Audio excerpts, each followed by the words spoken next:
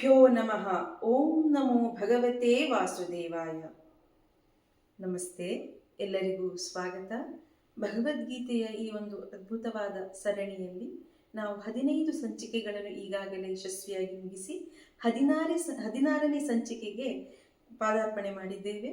ಎಂದಿನಂತೆ ಈ ಒಂದು ಸಂವಾದದಲ್ಲಿ ನನ್ನ ಜೊತೆಯಾಗಲು ಬಂದಿದ್ದಾರೆ ನನ್ನ ತಂದೆಯವರಾದ ಪ್ರೊಫೆಸರ್ ಗೋಪಾಲಕೃಷ್ಣ ನಾರಾಯಣ್ ಭಟ್ ಅವರು. ಅವರಿಗೂ ಕೂಡ ನಾನು ಸ್ವಾಗತವನ್ನು ಕೋರುತ್ತಿದ್ದೇನೆ. ಸಹೃದಯಾದ ನಿಮಗೆಲ್ಲರಿಗೂ ಮತ್ತೊಮ್ಮೆ ಸ್ವಾಗತವನ್ನು ಕೋರುತ್ತಾ ಸರಣಿಯನ್ನು ಆರಂಭಿಸುತ್ತಿದ್ದೇನೆ. ಅಪ್ಪ, ಕಳೆದ ಸಂಚಿಕೆಯಲ್ಲಿ ಒಂದು ವಿಶಿಷ್ಟವಾದ ಶಬ್ದ ಬಳಕೆಯಾಗಿದ್ದನ್ನು ಆತ್ಮೀಯರೋರ್ವರು ಗಮನಿಸಿ ಅದರ ಅರ್ಥ ವಿವರಣೆಯನ್ನು ಕೇಳಿದ್ದಾರೆ.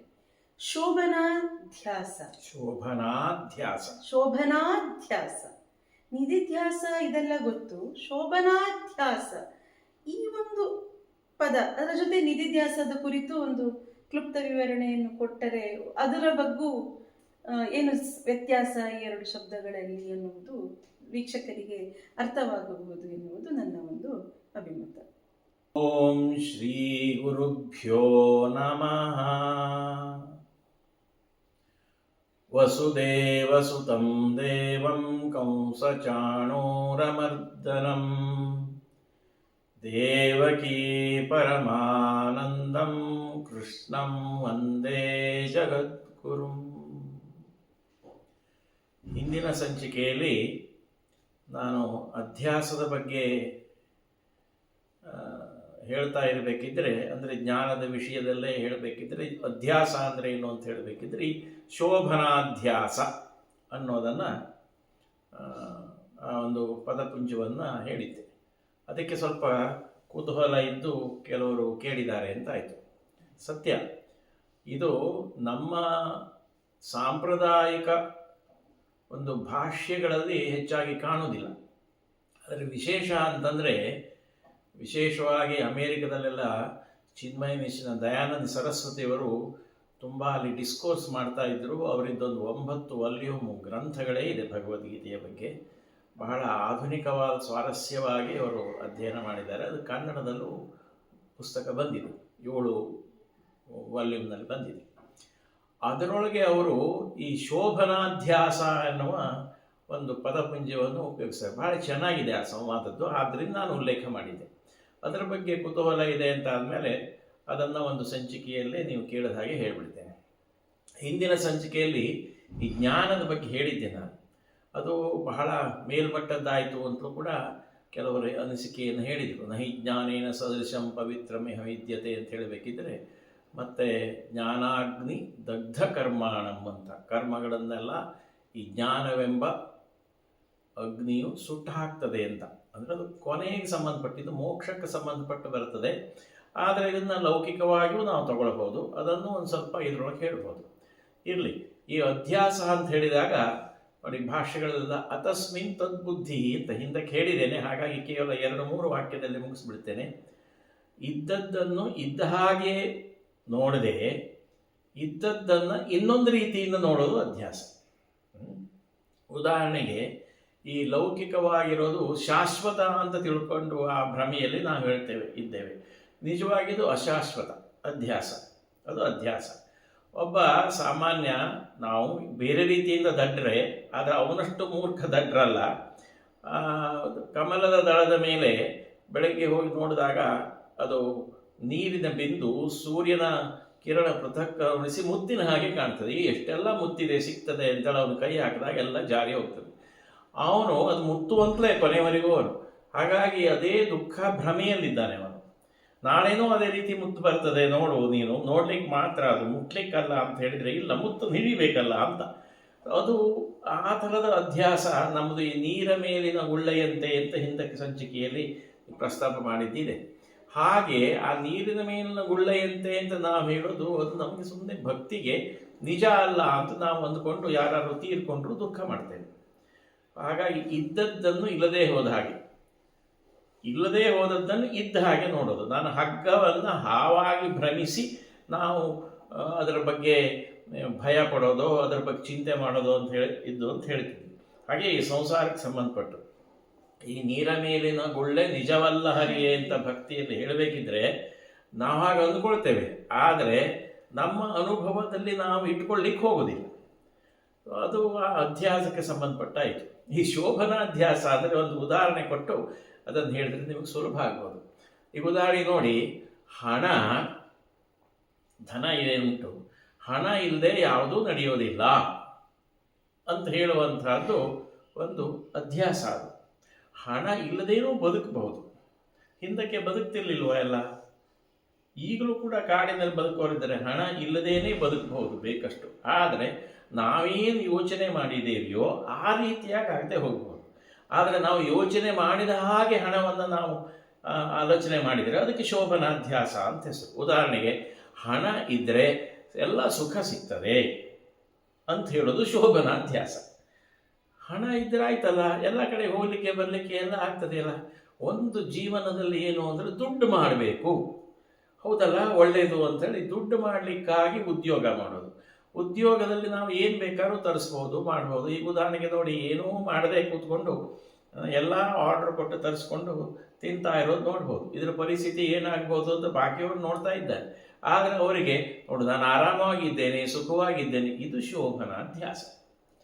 ಆದರೆ ಹಣ, ಹಾಗಾದರೆ ನಿಜ ಏನು? ಹಣ ಬೇಕು, ಧನ ಬೇಕು, ಇದು ಸಾಮಾನ್ಯವಾದ ವಾಸ್ತವಿಕ. ಆದರೆ ಹಣದಿಂದಲೇ ಎಲ್ಲವೂ ಅಂತ ಹೇಳುವಂತಹದ್ದು ತಪ್ಪು. ಅಂದರೆ ಇಲ್ಲ, ಅರ್ಥ ಏನು ಅಂತಂದರೆ, ಹಣದಿಂದ ನಮಗೆ ಜೀವನ ನಿರ್ವಹಣೆಗೆ ಆರಾಮಾಗ್ತದೆ, ಅವಶ್ಯಕತೆ ಇದೆ ಅಂತ ಹೇಳೋದು ಸತ್ಯ. ಆದರೆ ಹಣ ಇದ್ದರೆ ಆರೋಗ್ಯ ಎಲ್ಲವೂ ನಮಗೆ ಸಿದ್ಧಿ ಆಗ್ತದೆ ಅನ್ನೋದು ಅದು ಅಸತ್ಯ. ಆದರೆ ಎಲ್ಲವೂ ಸಿದ್ಧಿ ಆಗ್ತದೆ, ಸಿಗ್ತದೆ ಅಂತ ಹೇಳ್ಕೊಳ್ಳೋದು ಇರೋದಿದೆಯಲ್ಲ, ಅದಕ್ಕೆ ಶೋಭನಾಧ್ಯಾಸ ಅಂತ ಹೆಸರು.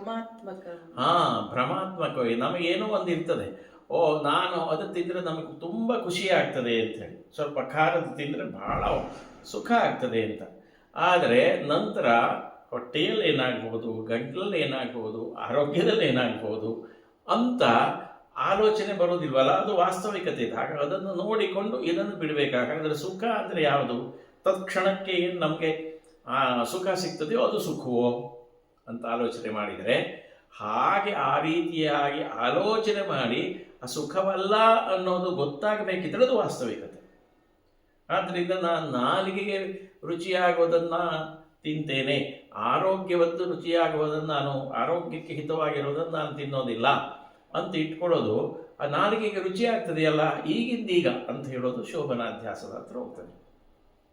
ಹಾಗಾಗಿ ನಮ್ಮ ಆಯುರ್ವೇದದಲ್ಲಿ ಏನು ಹೇಳಿದರು ಪ್ರಾಚೀನವಾಗಿ? ಹಿತಭುಕ್ ಮಿತಭುಕ್ ಅಂತ ಹೇಳಿದರು.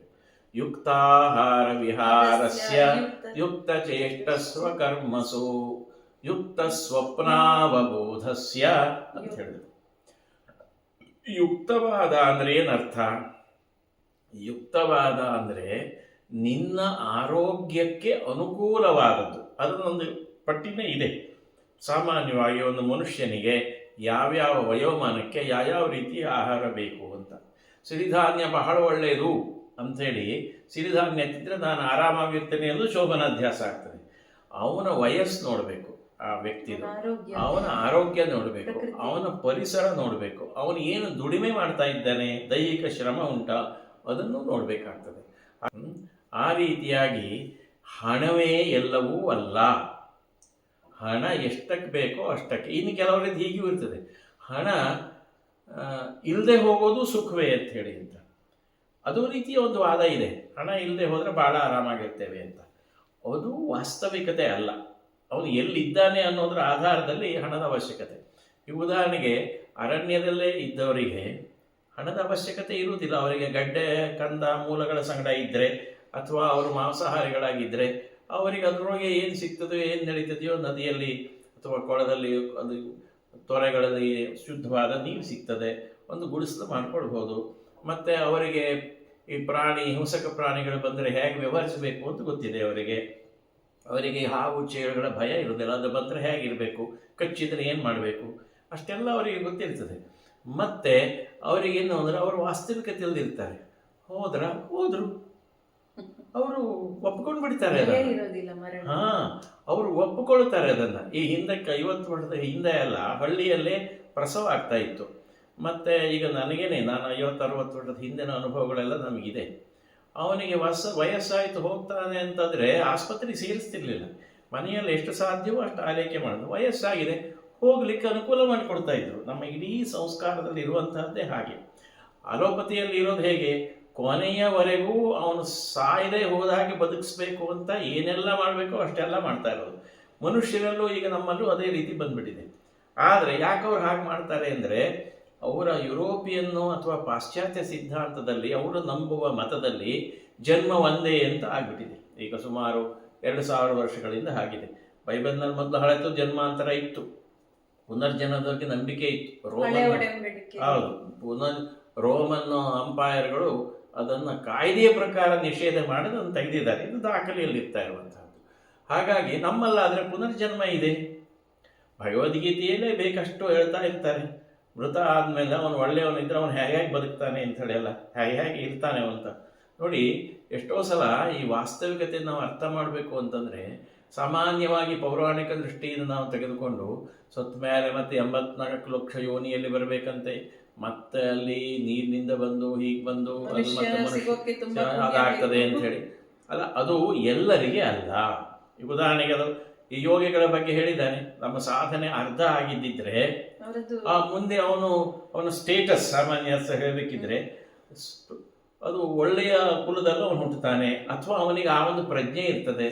ನೋಡಿ, ಅವನು ಚಿಕ್ಕ ಮಗು ಇದ್ದಾಗಲೇ ಒಳ್ಳೆಯ ಸಂಗೀತದ ಸಾಧಕಿ ಕಂಡುಬಿಡ್ತದೆ ನಮಗೆ. ಅವರ ಮೆಮೊರಿ ಪವರು, ಅವರ ಜ್ಞಾಪಕ ಶಕ್ತಿ ತುಂಬ ಚೆನ್ನಾಗಿರ್ತದೆ, ಇದೆಲ್ಲ ಕಾಣ್ತದೆ. ಹಾಗಾಗಿ ಅದಕ್ಕೇನು ಕಾರಣ ಅಂತಂದರೆ, ಒಮ್ಮೆ ಒಂದು ಪರಮಾನಂದ ಭಾರತಿ ಸ್ವಾಮಿಗಳು ಅಂತ ನಮ್ಮ ಪ್ರಸಿದ್ಧವರು IITಯಲ್ಲಿ ಅವರು ಮ್ಯಾಥಮೆಟಿಕ್ಸ್ ಪ್ರೊಫೆಸರ್ ಆಗಿದ್ದವರು ಸನ್ಯಾಸ ತಗೊಂಡಿದ್ದರು. ನಾವು ಅದು ಮಂಗಳೂರಿಗೆಲ್ಲ ಕರೀತಾ ಇದ್ವಿ. ಒಂದು ಬಹುಶಃ ಇದು ಉಲ್ಲೇಖ ಮಾಡೋದು ಸೂಕ್ತ ಅಂತ ಕಾಣ್ತದೆ. ಆಗ ಕೆಲವರು ಪಾದ್ರಿ ಆಗಿರುವಂಥವ್ರು ಚೆನ್ನಾಗಿ ಫಿಲಾಸಫಿ ಓದ್ಕೊಂಡವರು ಅವ್ರ ಹತ್ರ ಬಂದಿದ್ದರು. ಅವ್ರ ಹತ್ರ ಪ್ರಶ್ನೆ ಕೇಳಿದರು, ಮಾತಾಡಿದರು. ಕೊನೆಗೆ ಈ ಪುನರ್ಜನ್ಮದ ಬಂದು ನೋಡಿ, ನಮ್ಮಲ್ಲಿ ಒಂದು ದೊಡ್ಡ ಆತಂಕ ಇದೆ, ನಮ್ಮ ಸಿದ್ಧಾಂತದ ಸಮಸ್ಯೆ ಇದು. ಏನು ಅಂತ ಕೇಳಿದರೆ, ನಮಗೆ ಪುನರ್ಜನ್ಮ ಇಲ್ಲ, ಹಾಗಾಗಿ ಏನಿದ್ರು ಈ ಜನ್ಮದಲ್ಲೇ ಗಳಿಸ್ಬಿಡ್ಬೇಕು, ಇದು ಒಂದು ಅಧ್ಯಾಸ ಈ ಹಾಗಾಗಿ ನಮಗೇನಾಗಿದೆ ಅಂದರೆ ಒಂಥರ ಭಯ ಕಾಣ್ತದೆ, ಸತ್ತ ಮೇಲೆ ನಾವು ಇಲ್ಲ ಅಂಥೇಳಿ. ಎಲ್ಲೋ ಒಂದು ಒಳ ಅಂತರಂಗದಲ್ಲಿ ನಾವೆಲ್ಲ ಮೊದಲು ಹಿಂದೂಗಳೇ, ಆ ಒಳ ಅಂತರಂಗದಲ್ಲಿ ಇಲ್ಲ ಜನ್ಮ ಉಂಟು ಅಂತ. ಆದರೆ ನಮ್ಮ ಈಗಿನ ಮತದ ಸಿದ್ಧಾಂತ ಒಪ್ಪುವುದಿಲ್ಲ. ಆದರೆ ನಿಮ್ಮಲ್ಲಿ ಹಿಂದೂ ಧರ್ಮದಲ್ಲಿ ಈಗ ಸತ್ರ ಮತ್ತೆ ನಾವು ಹುಟ್ಟಿ ಬಂದು ನಡೆಸ್ಬೋದು, ಮಾಡ್ಬೋದು ಅಂತ ಹೇಳ್ತೇವೆ. ಹಾಗೆ ನಿಮಗೊಂದು ಭರವಸೆ ಇದೆ ಅಂತ.